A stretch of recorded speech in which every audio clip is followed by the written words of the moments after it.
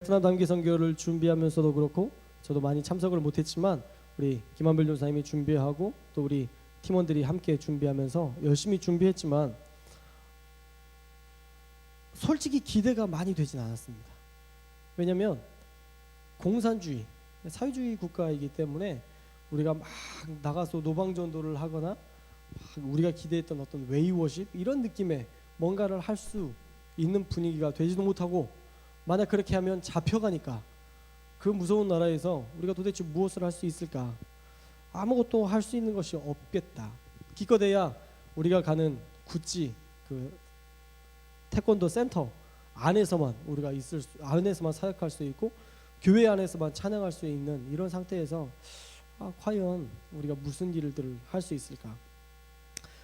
정말 더 많이 사역을 했으면 좋겠다라는 생각이 들었지만 할 수 없다는 것이 마음의 아쉬움으로 처음에 우리의 마음을 흔들어 놓기도 했었습니다. 그런데 8월 3일에 모임을 갖고 말씀을 나누려는데 그런 생각이 들었어요. 우리가 단기 선교를 우리의 힘으로 하려고 하고 있구나, 우리의 생각으로 하려고 하고 있구나 라는 생각이 들었습니다. 이것이 하나님께서 하실 일들을 기대하면 소망이 생기고 희망이 생길 텐데 내가 하려고 하니까 벌써부터 지치는 거예요. 이거 뭐 할 것도 없고 베트남 참 가서 뭐하지? 진짜 여행만 하고 갔다 와야 되나? 이런 생각이 들어서 우리 스스로가 마음이 지쳐지고 있었습니다.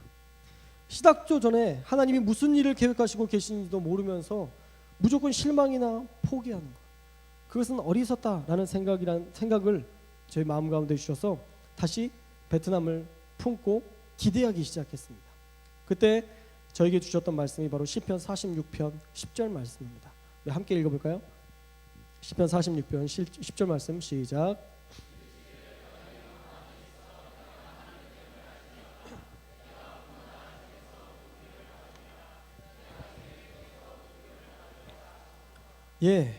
하나님께서 말씀하시기를 너희는 가만히 있으랍니다. 여러분들은 그냥 가만히 있으래요. 그러면 내가 하나님됨을 알려주실 것이다 라고 얘기하십니다. 또 이야기하시기를 내가 문 나라 중에서 높임을 받을 것이다 말씀하세요. 니들이 뭐 노력하고 애써서 내가 높임 받을 게 아니라 내가 알아서 높임 받을 때니까 너희는 가만히 있으면서 내가 어떻게 일할지를 보라는 것입니다. 이 말씀을 보면서 정말 닭살이 돋았습니다. 하나님께서 어떻게 일하시려고 나에게 이런 말씀을 해주실까? 도대체 베트남 땅을 위해 하나님께서 계획하신 것이 무엇일까? 조금씩 기대가 내 안에 살아나기 시작했습니다. 그리고 이 말씀을 아멘으로 받았습니다. 내가 세계 중에서 높임을 받으리라. 내가 세계 중에서 높임을 받으리라. 하나님께서 반드시 그 땅에서 높임 받으시는 놀라운 역사가 일어날 것이라는 기대감이 있었습니다. 우리 팀원들과 함께 나눴어요. 베트남 팀원들과 같이 나누고 이야기했는데 조금 기대하기 시작하더라고요. 많이는 아니었어요, 솔직히. 조금 그래도 하나님께서 뭔가 계획해 놓으셨겠지, 하나님께서 뭔가 하셨을 거야 라고 조금 마음을 열고 기대하기 시작했습니다. 그런데 진짜 하나님께서 베트남 땅에서 놀랍게 역사하셨습니다. 하나님이 하셨다는 말로밖에는 설명할 길이 없습니다. 우리가 한국에서 왔다고 교회 오라고 홍보를 할 수 있는 상황도 아니었고, 우리가 그 땅에서 무엇을 한다고 안경사역을 한다고 돌아다니면서 이야기를 할 수도 없는 상황이었습니다. 교회라는 게 발각이 되면 더 큰 선교사님에게 더 큰 어려움과 어쩌면 추방까지도 이루어질 수 있는 그런 상황이기 때문에 우리는 그 지역의 그 자리에서 가만히 있고 그 사람들이 오면 받을 수밖에 없는 그런 기다림밖에 없었는데 사람들이 모이기 시작하는 거예요. 누가복음 4장 37절 이에 예수의 소문이 그 근처 사방에 퍼지니라. 정말 우리가 하나님 예수님을 전하려고 했더니 그 예수님에 대한 그 소문이 퍼지기 시작하는 거예요.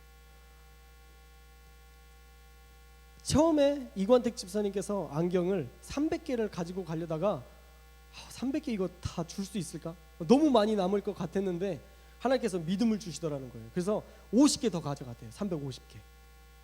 중간에 공안한테 걸렸어요. 자, 이러면서 막 인상은 진짜 공안들은 인상이 더러워요. 전 베트남 땅 진짜 처음에 들어가면서 여권부터 해서 얼마나 이렇게 이거예요 그냥. 이렇게 되는 거. 좀 무섭더라고요 진짜. 공안한테 걸려가지고 이거 뭐 안경을 이렇게 많이 가져가냐 그러면서 그런 식인 것 같아요. 말은 못 알아들었고요. 뭐 이렇게 많이 가져가냐, 이거 안 된다, 이거 다 열어라, 가방 다 열어라. 몇 명이 도망갔다가 다시 왔어요. 몇 명이 이건택 있으면 야 빨리 가 빨리 가. 몇 명 이렇게 보냈는데 아유 공안이 또 불러가지고 또 왔어요. 그래서 열어서 하나씩 하나씩 빼기 시작했는데 어떻게 해야 돼? 이 안경을 뺏기면 어떻게 해요? 그래서 제가 기도했습니다. 하나님, 공안의 마음을 열어주십시오. 그리고 이 모든 것들을 우리가 가지고 사역할 수 있도록 하나님 함께 해주십시오. 예수님의 이름으로 기도합니다. 아멘. 놀라운 역사가 있었어요. 다 빼라던 사람이 바로 가래요. 예수님의 이름으로 기도합니다. 아멘 하자마자 바로 가래요. 깜짝 놀랐습니다. 아마 저 말고도 함께 기도했던 청년들이 있었을 거예요. 나 때문에 하나님께서 역사하셨구나 생각할 수 있지만 제 기도 때문입니다. 저와 여러분의 기도 때문에 하나님께서 역사하셨어요. 그리고 정말 순적하게 들어가게 하는 거예요. 아니 가방에서 다 빼라고 했던 사람이 왜 그거를 다시 가져가라고 했겠어요? 너무 이해할 수 없는. 하나님 앞에 기도했더니 하나님께서 그렇게 역사하셨습니다. 우리 팀이 가져간 안경 개수가 350개였는데 둘째 날 350개가 다 나갔어요. 둘째 날 또 해야 되는데 깜짝 놀랐습니다. 사람들이 2시에 오라고 그러니까 1시 반부터 진치기 시작해가지고 어마어마한 사람들이 몰렸어요. 잘은 모르지만 그 마을 사람들이 다 스위스 안경원에 있는 그 안경을 쓰고 다닐 것 같아요. 안경테 다 똑같고 와 진짜 소문을 내서 수많은 사람들이 정말 몇백 명의 사람들이 와서 못 받아가는 사람들을 또 보내고 적어도 700명 정도는 왔지 않을까 생각이 돼요. 못 받은 사람들까지 따지면 거의 700명 가까이 왔지 않을까 생각이 됩니다. 놀라운 일이었습니다. 우리가 할 수 없는 일이었어요. 우리가 홍보를 했다 해도 그렇게까지 되지 않았을 일이었어요. 그러나 하나님께서 하셨습니다. 선교사님들도 무슨 안경을 350개나 가져왔나 그런 생각을 하셨대요. 가져왔는데 만약에 이거 남아서 돌아가면 그 본인들도 괜히 자기 잘못은 아니지만 자기들이 2개씩 쓸 수는 없잖아요. 자기들이 잘못한 건 아니지만 괜히 미안한 생각이 들 것 같았는데 자기들 생각이 틀렸다고 그러면서 진짜 하나님께서 놀랍게 역사하셨다고. 정말 놀라운 일이었습니다. 도착해서부터 우리가 주셨던 마음을 가지고 말씀을 나눴는데요. 그 말씀이 살아 역사하는 걸 봤어요. 하루하루의 말씀이 어떻게 그렇게 우리의 삶에 정확히 떨어지는지 저녁 시간 나눌 때마다 정말 닭살이 돋았어요. 어떻게 이런 일이 있을 수 있나. 우리 16절 17절 말씀 함께 읽겠습니다. 16절 17절 말씀 시작.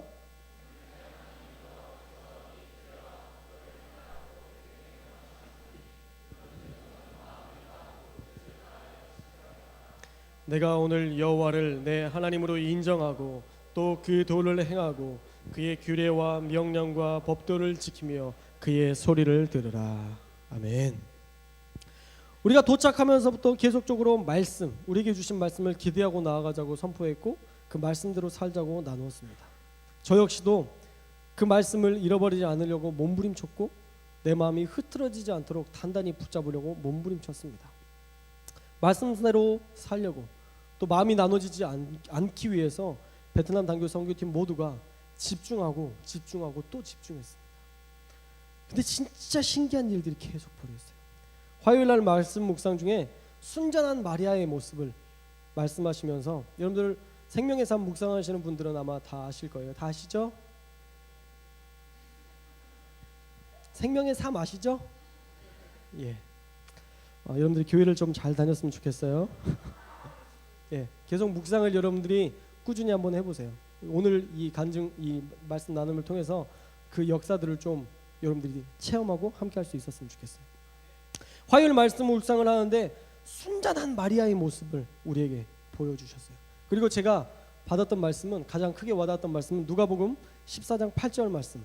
그는 힘을 다하여 내 몸에 향유를 부어 내 장례를 미리 준비하였느니라 라고 말씀하시는데 뭐 우리가 장례를 준비할 수는 없지만 예수 그리스도를 기념하는 것, 우리가 그 기념을 할 수 있는데 우리가 정말 온 힘을 다해서 하자.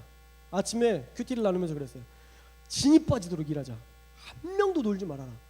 미친 듯이 놀아라. 정말 나중에 우리가 지쳐서 쓰러질 때까지 우리 한번 애들하고 놀아줘 보자. 그렇게 한 다음에 우리 이따가 마지막에 같이 나누자. 정말 그 어느 누구 하나 농땡이 치는 사람 없이, 대충 시간 때우려는 사람 없이, 그 어느 하나 그냥 앉아서 있는 사람 없이 모두가 열심히 최선을 다해서 살겠습니다. 그림 그리는 사람들은 최선을 다해서 그림을 그렸고요. 얼굴에, 또 손에 그림을 그려주었고요. 또 놀아주는 사람, 저같이 이렇게 특별한 능력이 없는 사람들은 아까 축구하는 거 봤겠지만 뭐 애들 제가 좋아서 한 것도 있지만 애들과 놀아주기 위해서 축구도 열심히 뛰고, 막 내가 우리 애들한테만 해줬던 그 아이들과 놀아주는 비법 웬만하면 안 쓰려고 그랬는데 그걸 쓰면서 죽을 뻔했고, 막 던져주고 있더니 까까까 좋아가지고 전 세계에 다 통하는 것 같아요. 그 놀이법은. 그걸 본 우리 주원 형제가 아빠의 마음을 가지고 같이 하다가 병날 뻔했어요. 주원 형제는 안 해봤으니까, 그동안 애를 다뤄본 적이 없으니까 더 힘들었을 텐데 제가 하는 거 보고 목사님처럼 같이 해봐야 되겠다. 근데 감동이 있었던 것 같아요. 막 하면서 정말 미치도록 힘든 마음이 들지만 그래도 열심히, 정말 땀이 얼마나 많이 나지만 땀 냄새가 그렇게 날 정도로 땀을 흘려본 적이 없었던 것 같아요.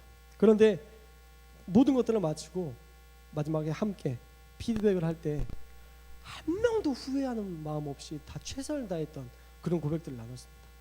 정말 너무 최선을 다해서 하나님 앞에 전혀 부끄러움 없이 오늘 사역했다. 그렇게 나눴어요.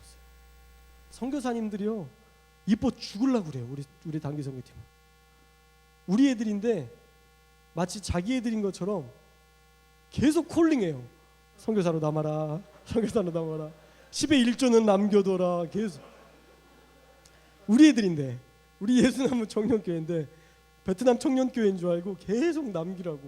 그럴 만큼 우리 청년들이 정말 최선을 다해서 일했고 온 힘을 다해서 일을 했습니다. 수요일 묵상 중에는요 가룟 유다에게 기회를 주신 하나님을 묵상하게 하셨고요, 목요일에는 겟세마네 기도회를 통해서 마음은 원이로되 육신이 약하도다 라는 마음을 주셨는데, 정말 우리가 아무리 마음을 다잡으려고 해도 육신이 약하면 안 되더라고요. 그러면서 저녁에 우리 팀원 중에 한 명이 정말 육체가 너무 쇠잔해서 쓰러지는 일까지 일어났었어요. 그리고 간절히 기도하고 막 그 도로변에 세워가지고 눕히고 막 주무르고 119 신고하고 응급실 가고 그런 일들이 있었어요. 그런데 그건 역시도 우리에게는 은혜였습니다. 왜냐하면 단기 선교팀은 혼자 사는 것이 아니라 공동체가 함께 한다는 걸 알았어요. 한 명이 아프니까요 모두가 흔들려요. 팀원들 전체가 흔들려요. 마음이 나눠져요. 한 사람이 얼마나 중요한지 알았어요. 이 육체가 정말 교회 공동체의 그 한 명이 얼마나 소중한지 깨달았습니다. 그 말씀을 주신 이후에 우리가 더욱더 우리의 마음을 다시 잡았고 우리 팀원들을 위해서 계속 중보하면서 나아갔어요.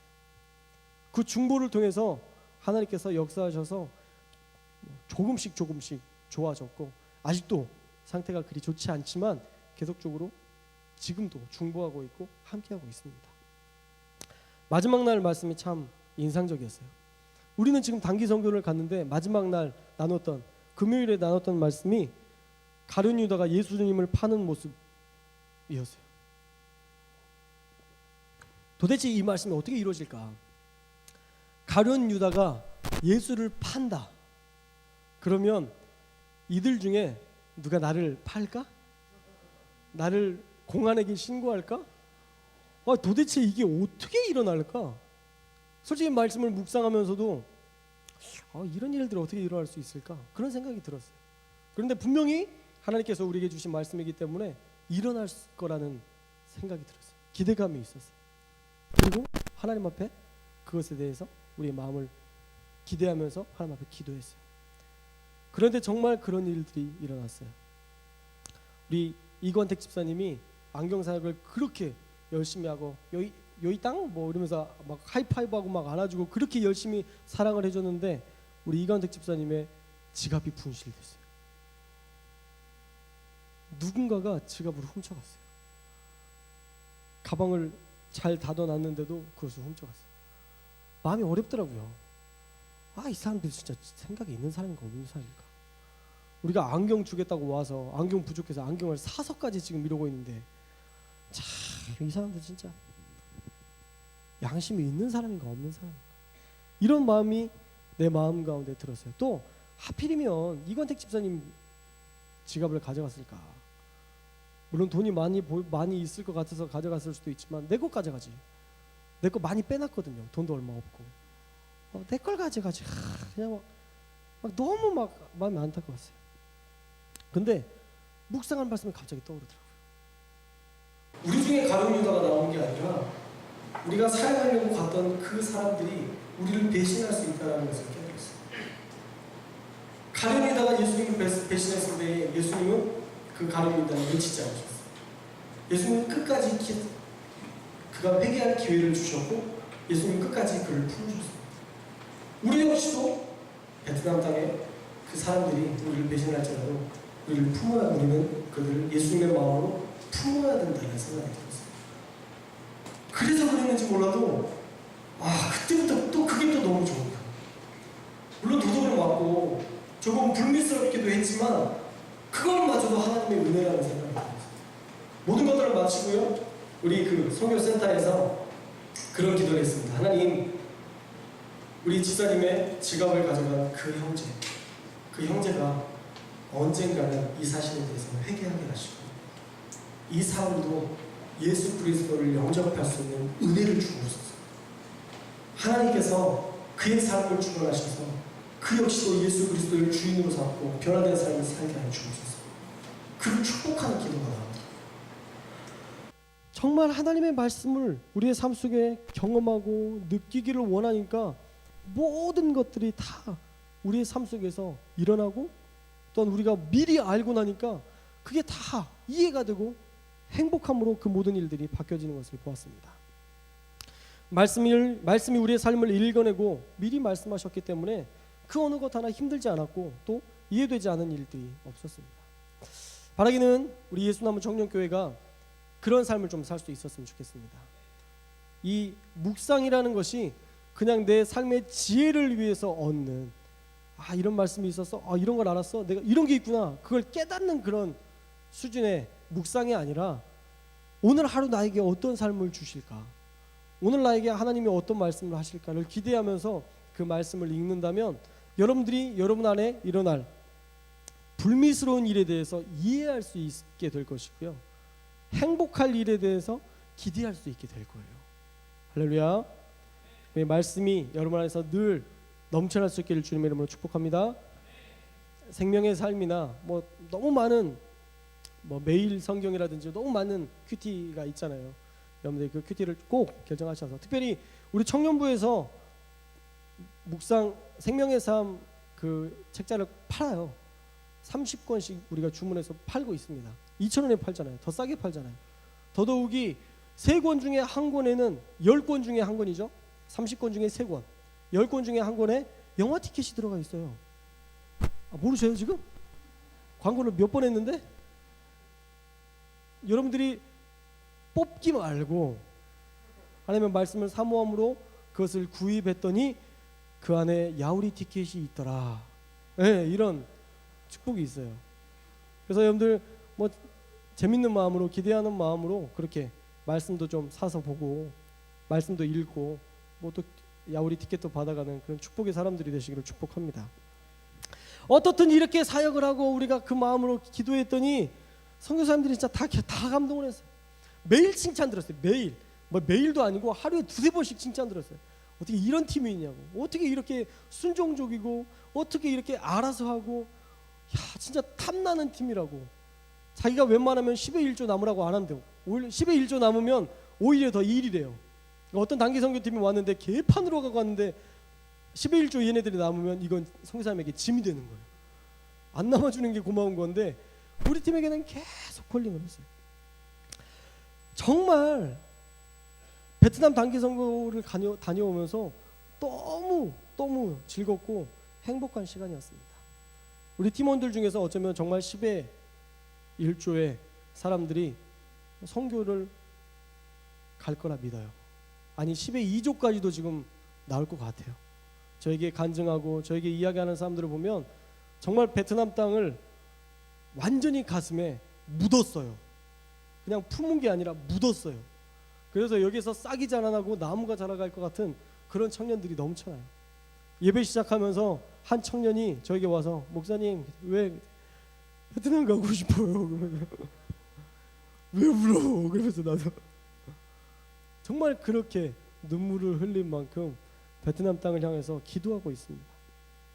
정말 말씀이 살아 역사하시는 걸 보았어요. 정말 우리 모든 기도를 주셨고 모든 것을 보여주셨습니다. 우리 18절 말씀을 함께 읽을까요? 18절 말씀 시작.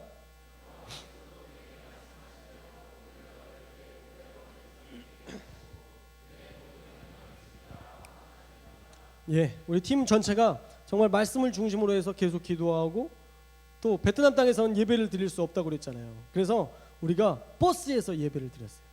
우리 차에서는 관광버스들도 괜찮아요. 그죠?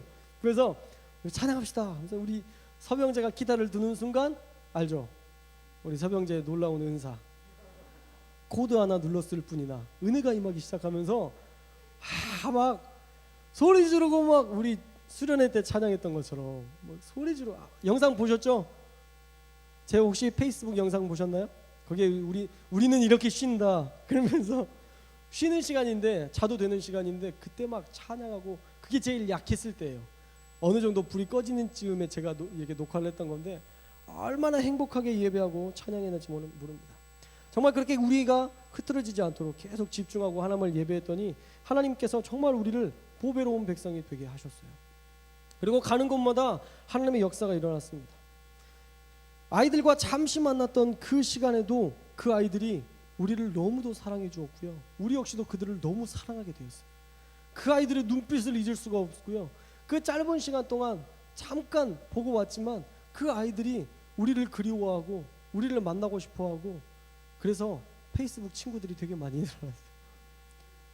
그냥 뭐 말인지 모르니까 딱 보여주니까 페이스북에 친구 신청 오케이 이러면서 막 친구 신청하고 한 명 했더니 또 한 명이 하고 또 한 명이 하고 또 한 명이 하고 어제는 그 교회 담임 목사님께서 제게 페이스북 친구 신청을 하셔서 친구가 되었습니다. 그리고 그 어떤 한 아이가 제게 영어로 이렇게 글을 보내왔더라고요. My special pastor. 정말 그 잠깐의 순간인데 저에게 스페셜 패스터라는 그 칭호를 붙여주는데 막 눈물이 날 것 같더라고요. 우리가 언제 볼 수 있을지 모르겠지만 어쩌면 못 볼 수도 있지만 목사님과 함께 할 수 있었다는 게 너무 좋았다고 막 너무 감격적이었어요. 꼭 기회가 되면 꼭 다시 한번 와줬으면 좋겠다고 그립다고 정말 베트남 왜 안 가셨어요? 정말 너무 좋았는데 왜 안 가셨어요, 여러분? 음식이요? 말하지 마세요. 살쪄왔어요, 애들. 누가 힘들어요? 저만 힘들지. 나라도 좀 빠져야 될 것 같아서 내가 덜 먹고 조금 운동해서 이렇게 조금 빠져 보이는 거예요. 나 봤을 때 통통 살 붙어가서 오면 성도 하나도 안 힘들었구만 이렇게 생각할 것 같아서 제가 조금 줄이고 마지막에 조절해서 지금 이렇게 약간 피곤해 보이고 이런 거예요. 얼마나 잘 먹는지 몰라요. 내년에는 어떻게 될지 몰라요. 하지만 제 마음 가운데서 꼭 베트남을 가고 싶은 생각이 있어요. 그래서 만약에 많은 사람들이 가면 한 2곳이나 3곳 정도 우리 전도사님들이나 교육자가 3명이 있으니까 3명으로 나눠서 더 많은 곳에 파송해서 60명이 간다고 그러면 20명씩이 제일 좋더라고요. 20명씩 나눠서 딱 가면 베트남 가보세요. 왜 안 가셨어요? 정말 그 어느 것 하나 만족스럽지 않은 것이 없어요. 하물며 상점에 있는 아주머니들도 사랑스러워요. 오빠 나한테 선물을 팔려고 하면서 오빠 이쁘다 오빠 그래서 3개를 샀어요. 선물을 3개를 샀는데 오빠 이것도 이쁘다 부채 그러면서 별걸 다 파는데 이제 다 샀다고 미안하다고 이제 다 샀다고 그때 그러면서 이제 헤어져야 된다는 그것 때문에 지금 정들 일도 없었는데 간다라는 그것을 보면서 간다고 하니까 이 표정을 짓는데 모든 베트남 사람 모두가 이 표정을 줘요. 아, 가지 말지, 이런 표정. 하나라도 더 사주고 싶지만 필요가 없어서 또 저는 공과 사는 구분하거든요. 그리고 돌아왔어요. 정말 왜 안 가셨어요? 너무 좋은 시간이었습니다. 너무 좋은 시간이었어요. 우리가 그렇게 기쁨으로 사역하고 계속 기도하면서 계속 그들을 향한 그 마음들을 가지고 사역했더니 하나님께서 정말 놀랍게 역사하셨고, 수요일 날 특별히 우리가 그 땅의 종교를 위해서 기도하는데, 기도처가, 교회가 세워지려면 기도처가 20명 이상이 돼야 된대요. 기도처가 20명 이상이 되면 그때 교회로 승격될 수 있는, 이렇게 다시 그 공안에게 요청을 해서 교회가 세워질 수 있는 자리가 될 수 있는 건데, 우리가 수요일 날 기도했어요. 기도처가, 어떤 기도처가 있는데 20명이 넘었으면 좋겠다고 기도 제목을 우리에게 주셔서 정말 목이 터져라 기도했어요. 내가 그렇게 세상에 살면서 많은 기도를 했지만 거기에서만큼 그렇게 소리 지르면서 기도했던 적이 없었을 만큼 기도했어요. 왜냐하면 내가 여기서 미치도록 소리 지르는 그 소리 지름이 혹시라도 누군가에게 전해졌으면 좋겠다는 생각이 들어서, 내가 단순히 내가 하나님 앞에 그냥 듣든 말든 기도하는 게 아니라, 하나님 정말 이 기도 들어주시고, 하나님 또 이 기도를 듣는 어떤 베트남 사람들이 이 영혼을 사모하는 마음을 허락해 주옵소서. 쫙 목이 쉬도록 막. 근데 또 그때는 또 하나님이 역사하셔서 목도 안 쉬더라고요. 와, 크게 소리 지르고. 금요일이 됐는데 김전하 선교사님께서 제게 이런 이야기를 해주셨어요. 목사님, 예, 저번에 수요일 날 우리가 함께 기도했던 그 기도처 있잖아요. 예, 함께 기도했었죠. 20명이 넘었대요. 수요 예배 때 20명이 넘었대요. 그러면서 감격스러워하는 거예요. 심장이 터질 뻔했어요. 하나님께서 우리가 한 것 아무것도 없고 그냥 기도 조금 했고 계속 품는 것 이거밖에 안 했는데 하나님께서 계속 역사하시는 거예요. 우리가 뭐라고 기대하고 기도했을 뿐인데 하나님께서 놀랍게 역사하시는 것들을 봤어요. 그러면서 제 입술에서 터져나오는 고백은 이거였습니다. 여호와께서 하시리라. 내가 아니라 여호와께서 하시리라. 결국 그것이 베트남 단기 선교의 결론이었습니다. 우리 19절 말씀 한번 읽어볼까요? 19절 말씀 시작.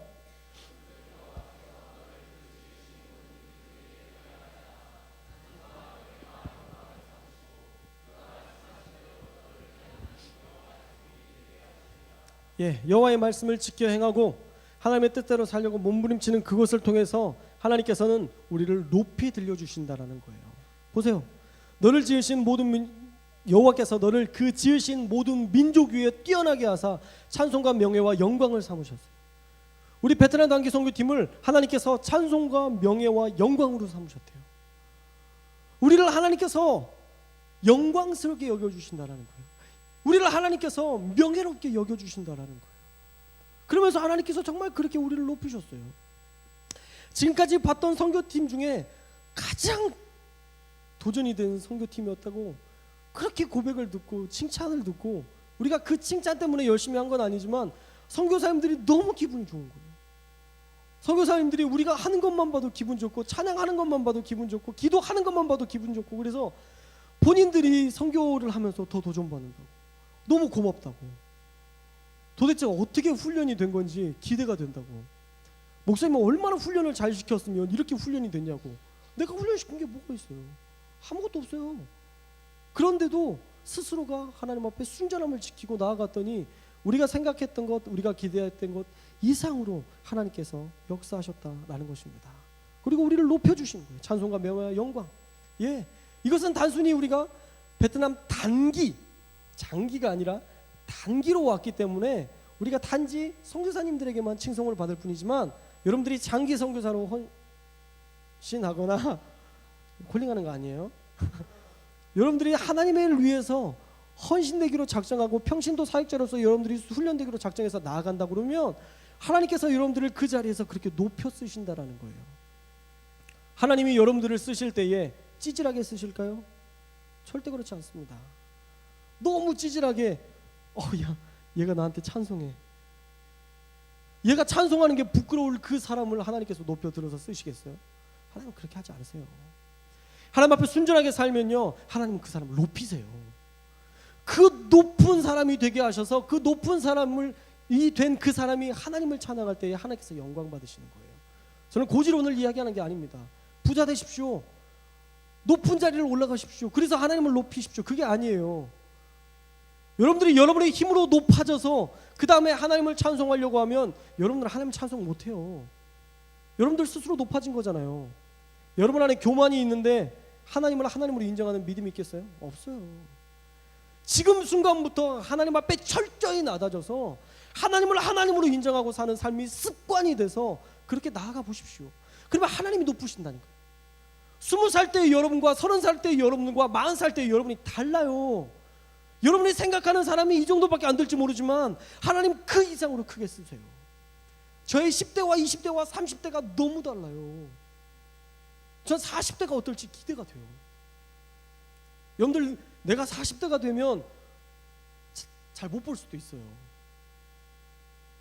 지금 30대니까 제가 이렇게 그렇지만 40대가 돼서 하나님께서 또 높여주시면 잘 못 볼 수도 있어요. 그런 기대감이 있어야 되지 않겠어요? 30대는 뭐 할까? 40대는 뭐 할까? 이것만 고민하는 게 아니라 30대까지 하나님께서 일하실 것들을 기대하고 40대에 역사하실 하나님을 기대하고 50대에 일하실 하나님을 기대해야 될 거 아니에요. 저는 이번에 베트남 단기 선교를 통해서 제 마음 가운데 품은 것이 있어요. 이게 이루어질지 어떻게 될지 모르지만 20살 때부터 품었던 그런 마음이에요. 언젠가 우리 친구들과 함께 98 동기, 우리 친구들과 함께 98 연생은 없죠. 아직 98 연생은 없을 거야. 우리 98 동기들과 함께 서울신학대학교에서 같이 기도하면서 나눴던 말씀이 있어요. 야, 우리 나중에 목회하다가 혹시라도 교회에 문제가 생기거나 혹시라도 우리가 사역을 잘못해서 실수를 해서 어떤 범죄를 저질렀거나 혹시라도 매너리즘에 빠져서 우리가 그렇게 사역하고 있다 그러면 우리 다 모이자. 그래서 그때 다 죽으러 선교하러 가자. 거기서 그렇게 돈 때문에 남아있고 뭐 때문에 남아있고 그냥 찌질하게 그렇게 사지 말고 우리 진짜 그때 그렇게 가자. 저도 막 마음 가운데 그때 나눴던 그리고 아직까지 품었던 그 마음이 갑자기 제게 다시 막 그 마음이 살아나면서 어떻게 될지 모르겠지만 70세가 목회자의 은퇴 나이인데 65세에 은퇴를 하고 내가 세계에 나아가서 하나님께서 원하시는 그 나라에 나아가서 남은 인생을 주님과 함께 한다면 얼마나 좋을까. 어제 우리 아내와 나눴어요. 뭐 이랬으면 참 좋겠지 않아? 그랬더니 65세에 가서 뭐 할 거냐고 다 늙어가지고 더 일찍 가야 되지 않겠냐고. 근데 더 빨리 가는 건 좀 그래요. 나도 그래요. 왜냐면 100세 시대인데 65세에 준비해도 충분할 것 같고 정말 65세쯤 돼서 정말 내가 아니라 하나님께서 계속 세워주셔서 내가 어느 정도의 위치가 되고 모든 사람들이 존경할 만한 위치가 되면 다 내려놓고 그 선교회지에 가서 힘들게 사역하시는 그 선교사님들을 위로하고 같이 기도하고 그들에게 다시 불을 붙이는 그런 부흥사의 역할을 세계 가운데 나아가서 그 일들을 감당하는 그런 부흥사의 역할을 하고 싶다는 어떤 기대감들이 생겼어요. 여러분의 삶 속에서 정말 이런 기대감들이 늘 있었으면 좋겠습니다. 65세가 되고 70세가 돼서 양로원 다니고 경로대학 다니고 필요하죠. 그러나 그렇게 사실 거예요? 그렇게 의미 없이 하루하루 보내는 게 여러분의 일생에 사명 없이 그렇게 사는 게 여러분의 노년의 마지막이라면 얼마나 의미 없어요. 지금 그렇게 사시는 분들을 비난하는 게 아니에요. 그들을 비난하는 게 아니라 내 65세 이후를 생각해 보니까 경로원 땅에서 장기나 두고 있고 오목이나 두고 있고 목사라는 사역을 했던 사람이 그렇게 하루하루 그냥 때우기식으로 보내는 것들이 너무 아깝다라는 생각이 들더라고요. 모두가 그렇게 할 수는 없습니다. 그러나 품는 자는 할 수 있습니다. 저와 여러분들이 그런 마음들을 품고 살아갈 수 있었으면 좋겠습니다. 65세가 되고 70세가 되고 80세가 되었을 때에 혹시 제가 어느 땅에 있을지 모르지만 그 땅에 우리 예수나무 청년교회 사람들이 65세가 되고 70세가 돼서 한 명씩 한 명씩 베트남에서 같이 껌싱을 먹고 껌승? 여러분 꼭 베트남 가면 껌승을 드셔야 됩니다. 정말 기가 막힌 음식입니다. 껌승을 먹고 같이 베트남 쌀국수를 먹으면서 우리가 30년 전에 40년 전에 나눴던 그 꿈을 우리가 서로 이루고 있다고 서로 기뻐하고 그런 것들을 나눌 수 있는 그런 은혜가 있었으면 좋겠다는 생각이 들었어요. 사랑하는 여러분, 우리가 정말 주님을 늘 생각하며 주님 안에서 살아갑시다. 그래서 여러분들이 지금의 모습에서 멈추지 말고요, 계속 꿈꾸세요. 저는 하나님이 크게 쓰시면 크게 일할 거고요, 작게 쓰시면 작게 일할 거예요. 하나님께서 부르신 대로 할 거예요. 저는 막 큰 목회 하고 싶지 않아요. 큰 목회하면 힘들어요. 사람들만 많고 100명이 모인 곳에서 100명이 컴플레인을 걸면 100개만 들리면 되지만 1000명이 모인 곳에서 1000명이 컴플레인을 걸면 1000개의 불평을 들어야 돼요. 상상만 해도 쉬워요. 저는 적든 크든 하나님이 나에게 맡겨주신 대로 욕심 부리지 않고 전 그렇게 사역할 거예요. 그러나 정말 깔끔하게 살 거예요. 정말 더럽게 지저분하게 그렇게 살지 않고 깔끔하게 살고 싶어요. 장담할 수 없어요. 나도 사람이기 때문에 어떻게 마음이 돌아가고 어떻게 할지 모르지만 이 마음을 지키려고 몸부림치고 있어요. 지금 시간에도 몸부림치고 있고 죽을 때까지 몸부림칠 거예요. 김동호 목사님이 그렇게 하셨으니까 저도 할 수 있겠죠. 몸부림치면 좋은 본보기가 있으니까 그렇게 할 수 있겠죠.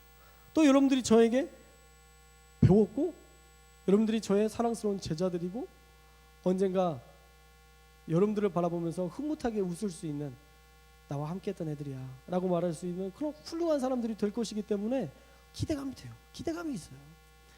여러분들이 지금의 모습에서 더 성장하고 더 성장해서 정말 하나님께서 원하시는 그 모습, 믿음의 모습들을 우리가 언제나 유지할 수 있었으면 좋겠습니다.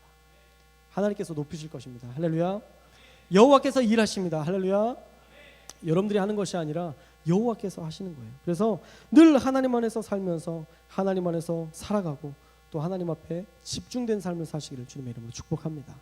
한 가지만 여러분들에게 이야기합니다. 여러분, 우리 신앙은요, 우리가 어떤 것을 바라보고 가느냐가 너무 중요합니다. 여러분들이 교회에 나오는 이유, 여러분들이 하나님을 바라는 목적, 그 목적이 어떤 것인가에 따라서 여러분이 인생이 바뀌어질 수 있습니다. 단순히 교회에 나오는 목적이 엄마 아빠가 가라고 해서 왔다면 여러분의 이 신앙생활은 다이나믹해질 수가 없습니다. 엄마가 가라면 갈 것이고 엄마가 가지 않아도 된다 그러면 안 갈 것이고 여러분들은 중도적 입장에서 신앙을 믿었다고 말할 수 없는 그런 흐지부지한 신앙을 갖게 될 거예요. 또 어떤 사람이 좋아서 교회를 나오기 시작했다면 여러분들은 그 사람을 통해서 상처받아서 교회를 나오지 않게 될 거예요. 분명합니다. 사람이 좋아서 교회 다니지 마십시오. 목사님 너무 좋으신 분인 것 같아. 저도 기대하지 마십시오. 저는 여러분들에게 언제나 웃으면서 인사해주고 싶지만 저도 피곤할 때는 웃지 못할 때가 있어요. 그러면 여러분 상처받아요. 아까 쟤는 인사할 때 웃어주시더니 왜 나한테는 인사 안 하셔? 웃을 때 왜 인사할 때 왜 안 웃으셔? 그런 걸로 상처받게 돼요. 교회 다니는 목적이 어떤 사람 때문이라면 여러분 상처받게 돼 있습니다. 어저께 교황이 비상 진행한 거에서 서울에 100만 명이 운집했었죠. 100만 명이 쓰레기가 하나도